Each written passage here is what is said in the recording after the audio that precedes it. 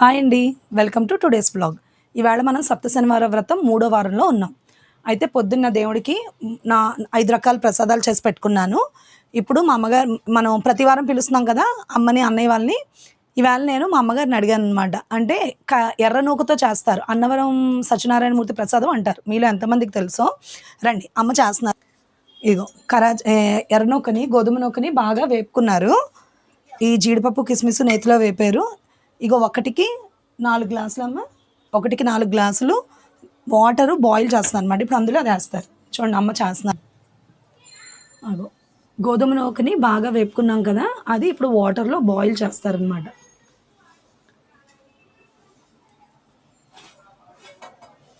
మీలో ఎంతమందికి అన్నవరం సత్యనారాయణ స్వామి ప్రసాదం తెలుసో కామెంట్ చేయండి. చాలా టేస్టీగా ఉంటుంది. సో మనం అదే నూకతో అలా అనమాట, సేమ్ అంత టేస్ట్ మనకి రాదు. అది ఆయన కొండ మీద కాబట్టి అది చాలా టేస్టీగా ఉంటుంది. ఈ ప్రసాదం కూడా చాలా బాగుంటుంది.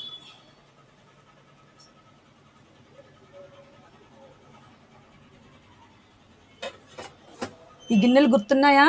మొన్న సండే మనం ఏఎంబి మాల్లో కొనుక్కున్నాం కదా.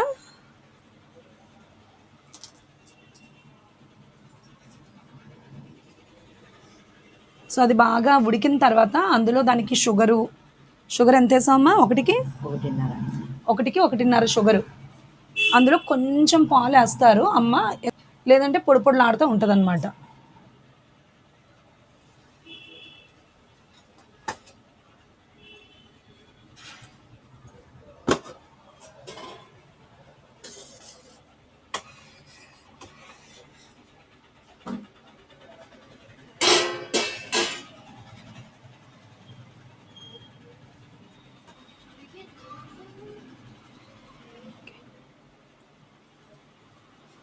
అన్నయ్య వాళ్ళు రావడానికి ఇంకా టైం పడుతుంది. వాళ్ళు వచ్చేటప్పటికి మనం దండం పెట్టేసుకొని వాళ్ళకి ఈవేళ గోధుమ నూకతోనే ఉప్మా చేద్దాం అనుకుంటున్నాను.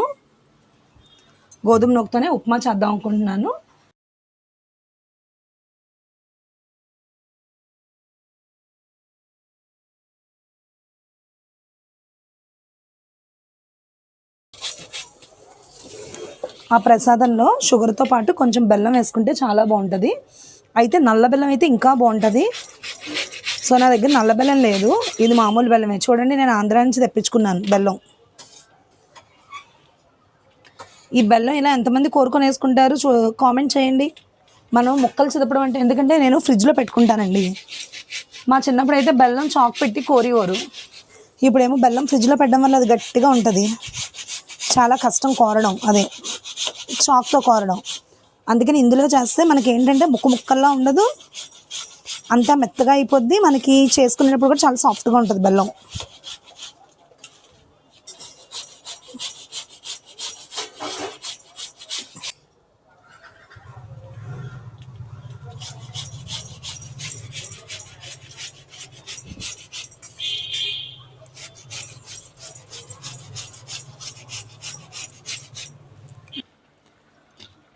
ఒకటికి 1.5 అనుకున్నాం కదా. సో 1 గ్లాసు షుగర్ వేసి 1 గ్లాస్ ఏమో అర గ్లాస్ పైన బెల్లం వేద్దామని చెప్పి బెల్లం కోరుతున్నాను అనమాట.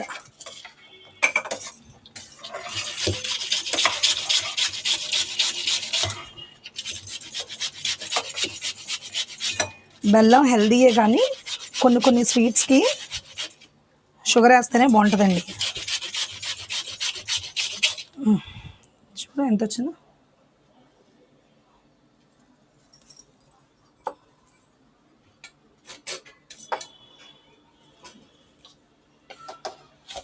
అలా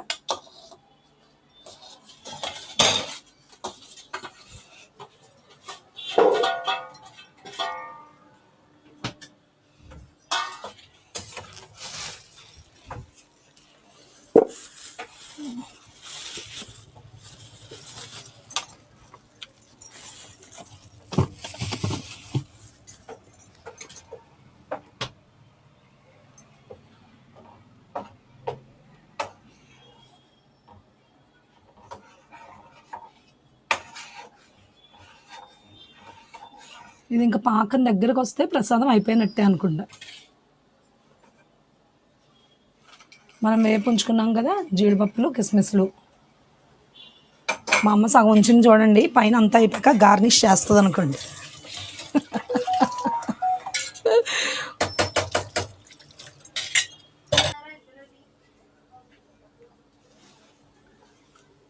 ప్రసాదంలో నెయ్యి వేసుకుంటున్నాం చూడండి, టేస్ట్ బాగా రావడానికి.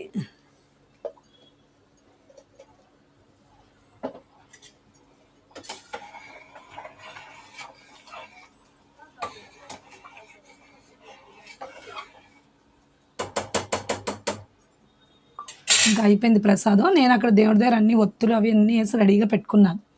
ప్రసాదం చల్లారి పెట్టుకుంటే దండం పెట్టేసుకోండి. ఒక 5 నిమిషాలు ఉంటే సరిపోతుంది.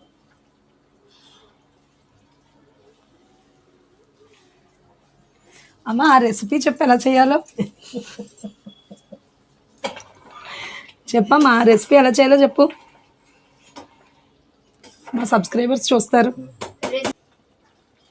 ఇదిగోండి దేవుడి దగ్గర పెట్టడానికని ప్రసాదం సపరేట్ చేసుకున్నాను, ఎందుకంటే చల్లారిన తర్వాత మనం నైవేద్యం పెట్టుకోవాలి. మా అమ్మ చూసారా ఎంత బాగా నీట్గా గార్నిష్ చేసిందో పక్కన పెట్టిన జీడిపప్పులు కిస్మిసులతో. సో ఇది ఇప్పుడు నేను ఫ్యాన్ కింద పెట్టుకుంటాను. చల్లారిన తర్వాత దేవుడికి నైవేద్యం పెట్టి దండం పెట్టేసుకుంటాను. ఆ మిగిలిన ప్రసాదం ఇంకొంచెం దగ్గరకు అవ్వాలి, అయితే కొంచెం లేట్ అవుతుంది కదా, అందుకని ముందు దేవుడికి కొంచెం తీస్తాను అనమాట. అన్నయ్యాళ్ళు వస్తా అన్నారు కదండి, అన్నయ్య వదిన నిషు వచ్చారు. అయితే నేను ఇవాళ ఉప్మా చేస్తున్నాను అనమాట, గోధుమ రవ్వ ఉప్మా. ఒకసారి ఇలా తీసుకు పొటాటోస్ టమాటోస్ అన్నీ వేసి చేస్తున్నాను అనమాట. అయితే ఉప్మా అనేటప్పటికి మనం ఎంత బాగా చేసినా పిల్లలు తినరు కదా, అందుకని పిల్లలు ముగ్గురు కోసం ఇగో స్వాతి కోసం దోశ, నిషు వాళ్ళకినేమో పరోటా తెప్పించాను అనమాట. వాళ్ళకి టిఫిన్స్ పెట్టేద్దాం. Okay, that's all for today's vlog అండి. సో నా ఛానల్ని సబ్స్క్రైబ్ చేసుకోండి, లైక్ చేయండి, కామెంట్ ఇవ్వండి. ఓకే, రేపు మరో కొత్త వీడియోతో మీ ముందుకు వస్తాను. అంతవరకు బాయ్.